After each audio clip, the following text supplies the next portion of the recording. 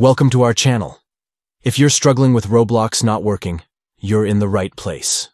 Today, we'll guide you through the latest and most effective steps to get it back up and running smoothly. First, let's ensure your internet connection is reliable. A stable connection is crucial for online gaming. Next, try restarting your device.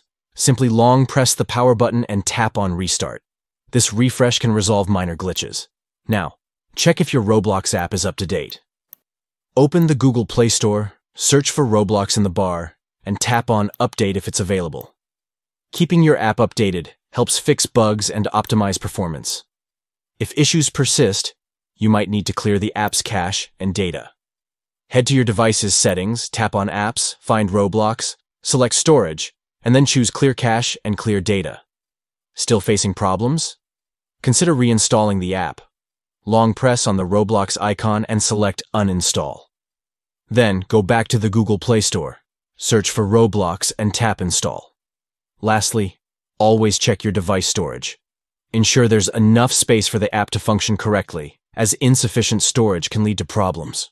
Follow these steps, and you should be back in Roblox in no time. Happy gaming!